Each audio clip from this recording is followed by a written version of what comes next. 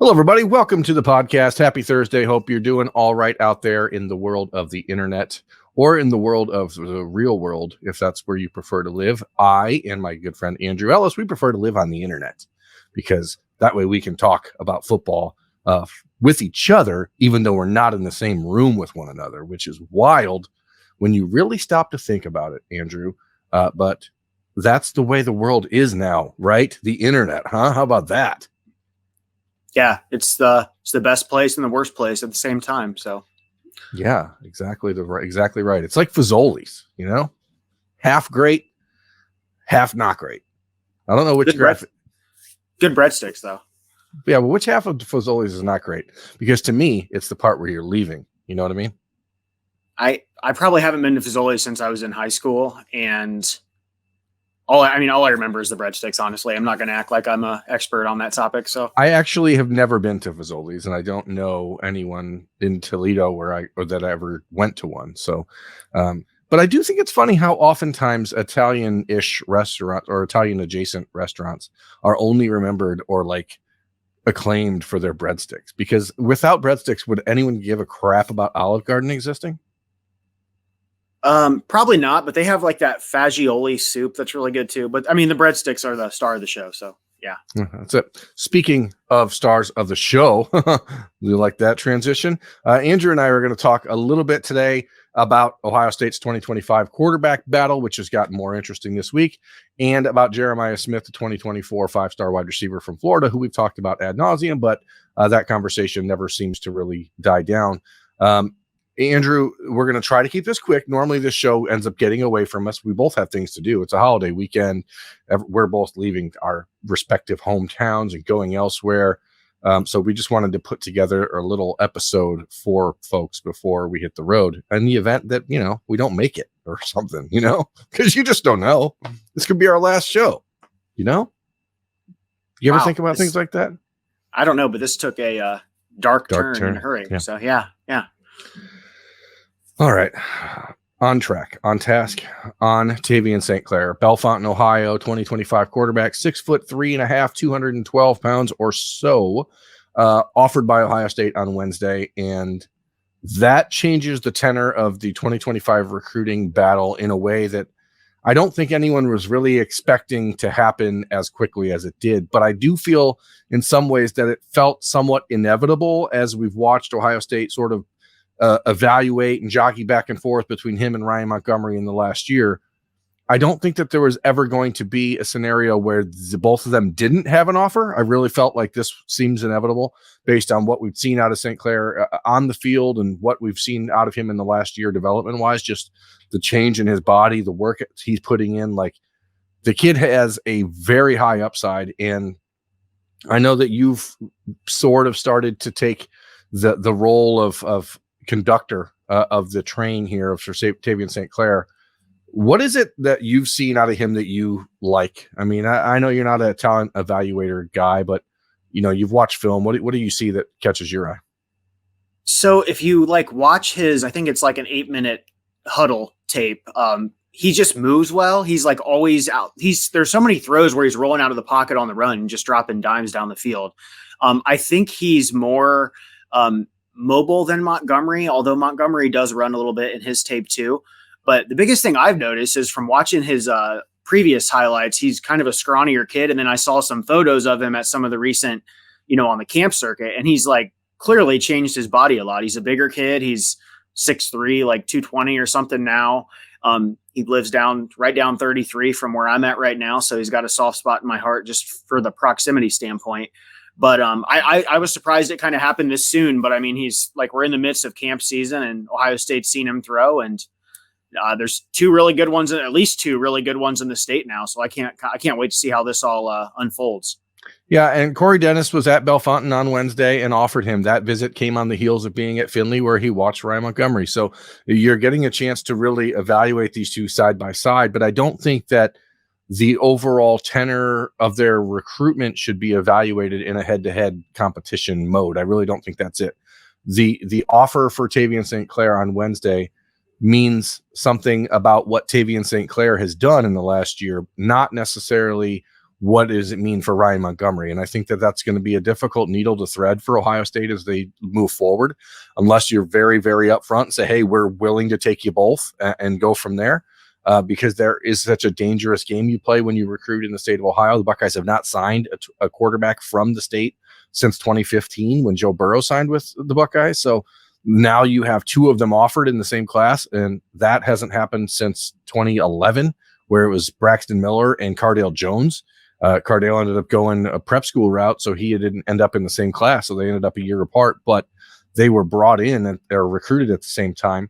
But they were very different types of quarterbacks. And so I don't know that you have the same sort of delineation between Montgomery and St. Clair. Both of them 6'3", 6'4", 210 pounds. As you mentioned, though, if you watch the film on St. Clair, Andrew, he does move significantly better, in my opinion, than Ryan does. Ryan is probably a bit more polished as a passer at this point, but he's put a lot of time in with Brad Mandler and the quarterback people around Ohio, where Tavien St. Clair has not. So there's this way to look at it where you could see a lane for both guys, but you also have to understand, I guess, that it's very unlikely that both of these players decide to play at the same school. Yeah, I mean, we've talked about the next class possibly being that 2 quarterback class, and that's just a hard thing to pull off, whether you're looking at an in-state guy and an out-of-state guy or 2 in-state guys or what have you. It just seems like in the world we're in now, the more likely scenario is you take like 1 quarterback per class, and then maybe you look towards like a Gunnar Hoke guy or somebody that's in the portal to kind of come in down the road. I don't know how realistic it's going to be to get 2 in the class. I don't know if they're even going to try to get 2 in the class. They've got a really good one in 2024 right now in Aaron Noland. But we say this all the time. Quarterback recruiting is just so different in terms of how sped up it is. And especially Montgomery, he's got offers from all over the country. I think he's visited like every national power in the nation. Georgia's really interested in him. So this offer to Tavien St. Clair, I think, spices things up a lot. Yeah, and it happens on the precipice of Tavien St. Clair making some of those visits around the country that he has not made. He's getting ready to go to Oklahoma. He's going to LSU. He's going to Alabama. He's got a 2-day stop at Michigan planned. He's got a stop at Penn State planned. Like, all of a sudden, we've seen a lot of schools coming through Northwest Ohio and making pit stops at both Bellefontaine and Findlay because the two are so close, that these guys are fairly or unfairly being measured against one another.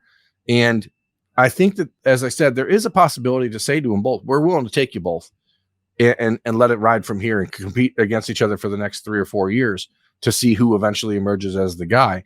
I don't know that either player would do it, but I also think that if you look at the Ohio State recruiting efforts and the quarterback room currently as it's constructed, if things go the way that the Buckeyes think they could go, there's a possibility we're not talking about either one of these guys playing football at Ohio State for another 5 years.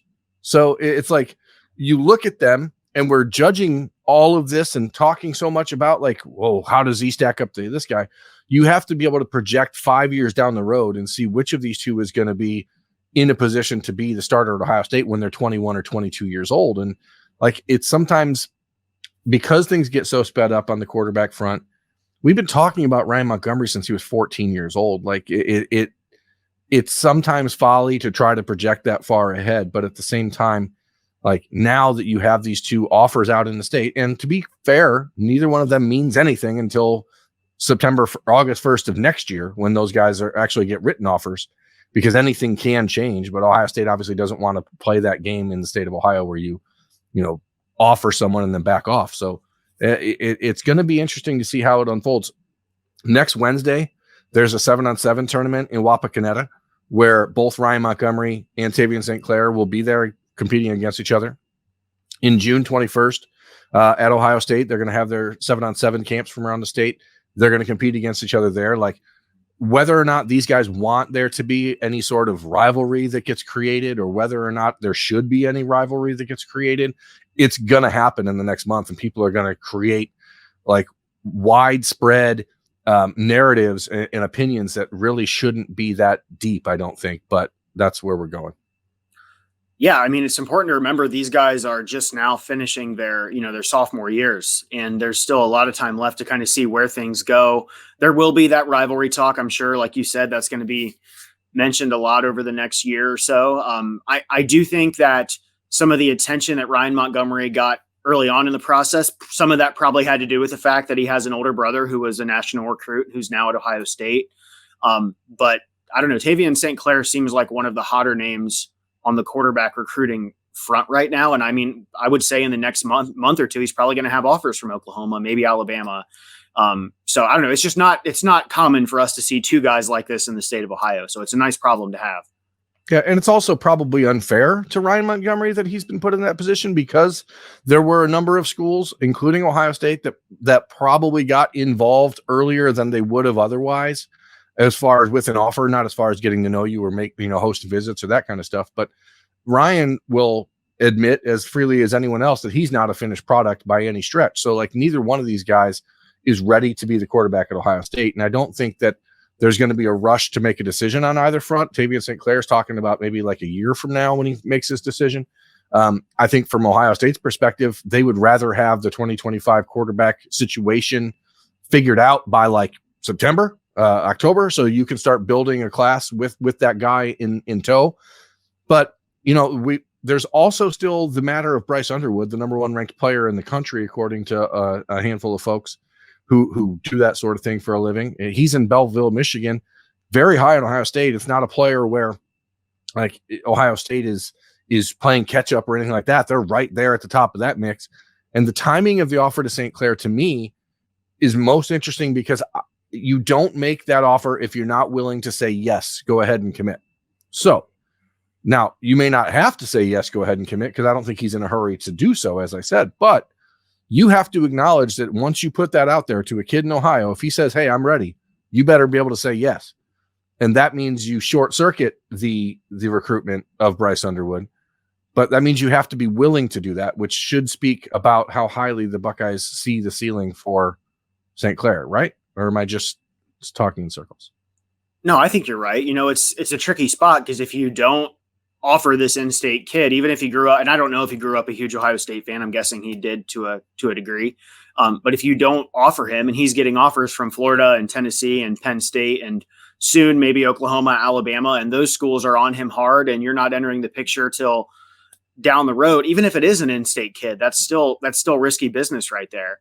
So I don't know. I said a couple weeks ago on the forum that the dream scenario for me was for them to get Underwood and St. Clair. I would say the odds of that happening are slim to none. But I mean, there's three guys right now that I think are worth monitoring very closely over the next few months. And we'll see if any of those dominoes start to fall anytime in the near future.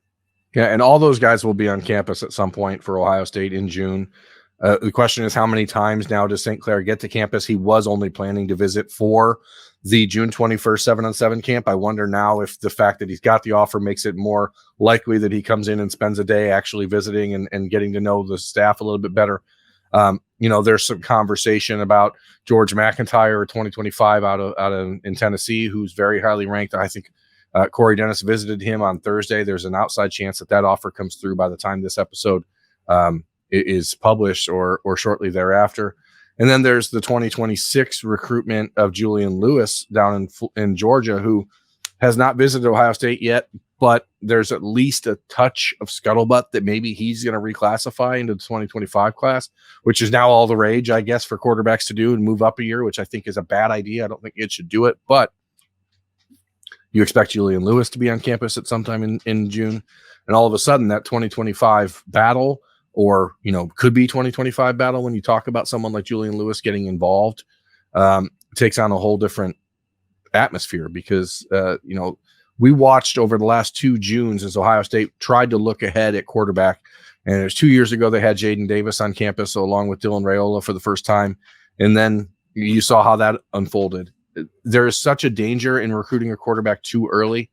But again, that's why, if Ohio State's healthy, and by healthy, I don't mean physically healthy, I mean program healthy at quarterback, you're building for the future here with Ryan Montgomery and or Tavien St. Clair, and you're saying 5 years from now, what are you going to be?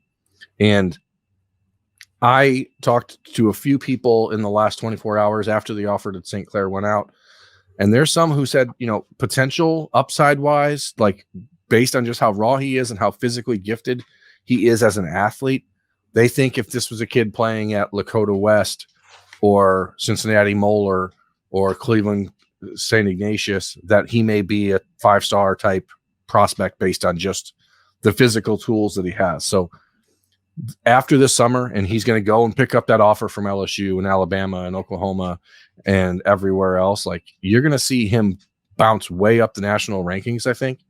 And some of that's a recency bias because he's going to be the more fresh guy that people are seeing, and maybe Ryan Montgomery will take a dip down in those battles because people have seen him so much. And it's like the NFL draft process. Sometimes the more you see of someone, the more you can nitpick, and the further the more damage they do to themselves. Like, that's one of the problems with getting out on the road too early, I think. But I'm rambling, Andrew. Slow me down. No, you're exactly right, though. I mean, Bellefontaine High School is not exactly, IMG Academy. And I haven't checked their schedule for the next season or anything like that. I can't imagine there's many, marquee matchups in there. But I was going to ask you, because I remember you texting me last year from some event, and I can't remember if Montgomery was there or not. But after the event, you texted me about Tavien St. Clair, and I hadn't even heard of him at the time. So I guess, are you able to go back in your Wayback Machine and just like, what was it that you had kind of seen there? He looked, I don't know. I went and got introduced to Tavien. It was last April. So it's been over a year. So end of his freshman year. And I was really interested in him because of the baseball background. And he was touching almost 90 miles an hour as a freshman pitcher. And as a kid who was 6'3" and really skinny, you could see that he had the athletic profile that you wanted.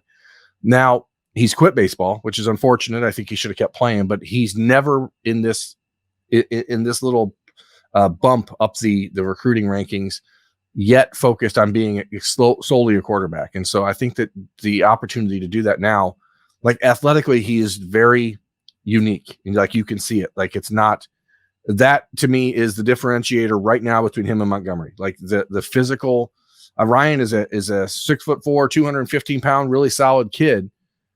But with Tavien, it's just a more fluid athlete. And I don't know that really matters much in the long run when you're playing quarterback. But when you're 15 or 16 years old, these are the things that people are going to look at and go, okay, what are you going to look like at 22 years old? And that's where I think Tavien's really interesting. So, but again, even still now as a natural passer, he's raw. He's behind where Montgomery is as just a passer.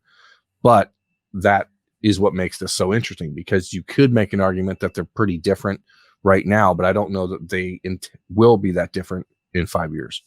So who knows? Want to put a pin in the quarterback talk, or is there anything else on that you think?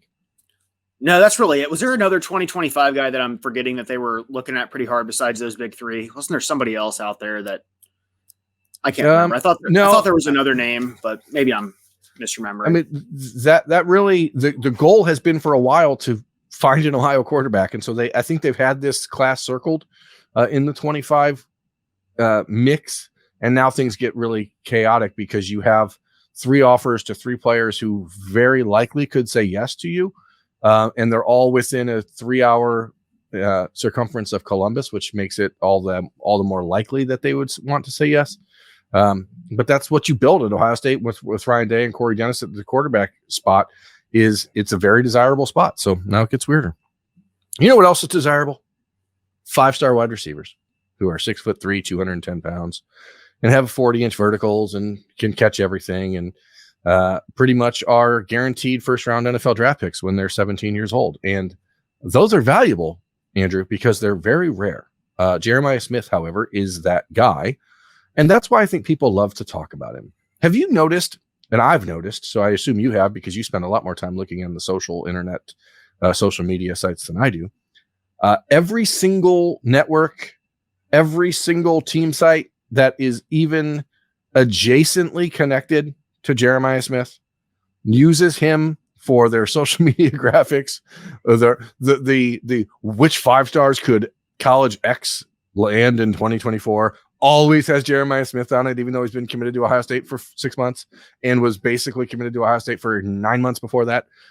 At what point does this go from being a real concern to just absolute insanity in your mind? I mean, I'm not going to be concerned about this unless something were to happen with Brian Hartline, and that's not going to happen. But the attention this is drawn, like you said, is just it's reached absurdity already. He can do an interview with somebody and give like 200 words, and they'll take like the 6 spiciest words and put it in a graphic and tweet something out, like you said. And I'm not sure if you heard that Dylan Raiola committed to Georgia. That's great breaking news. But everybody wants to tie the two of them together because, Jeremiah Smith only committed to Ohio State because Dylan Raiola was committed to Ohio State. And we talked about this last time, that whole narrative is just completely not true. But, he's the best wide receiver in the country, maybe the best wide receiver since Julio Jones, AJ Green, whomever. So, I mean, the clicks are going to keep the pandering for clicks is going to continue. But as just the fan in me, I'm not concerned about it at all. 5-star prospect visits campus, takes pictures in school's uniform. Like that's recruiting. That's going to happen. He's going to visit Florida. He's going to visit Miami, and he'll probably post a tweet or drop a pin saying he's there. And there'll be talk about it for a week or a couple days, and then he'll get back to Ohio State and all will be fine in the world. So yeah. Right. He's going to take an official visit to Penn State. He's going to this is just the way it's going to go. And if I'm Jeremiah Smith, I don't know what his NIL situation is going to be entirely when he gets to the next level, but I would have right now some sort of attorney writing up, financial agreements with all the major recruiting networks to say, you continue to use my image for all of your sales pitches. Can I get can I get a piece? Can I get a piece of that, please? Because it's sort of absurd. And I don't want people to entirely dismiss the fact that it's or write off the fact that it's annoying. And I get it. Like it is annoying. And Jeremiah Smith knows it. And he has the power more than anyone else to just put a stop to all this, but he shouldn't have to. And that's, I guess, the point. Like he's 17 years old and having the time of his life. And he's going to get an opportunity to experience things that he never will again in his life. And he should feel the ability to go out and do this stuff. And I understand the argument, that he shouldn't be committed. He shouldn't say, but that's just not the world we live in currently. And it pains me as much as anyone, I promise you, because Andrew, how many times a week do you have to send me a text and go, hey, did you see this? Did you see? I'm like, oh, and every time my response is ho hum or yawn or whatever. It doesn't. If Brian Hartline and Ryan Day are at Ohio State, Jeremiah Smith, 99% is going to be in Columbus signing his letter of intent next December. So for all the fans out there, I know you get mad when I tell you what to do. I know you get frustrated when I come down on fans. I promise you, I'm not trying to. Just understand that the only thing that fans can do in this situation is support Jeremiah Smith and make it a positive or make negative comments that are a negative.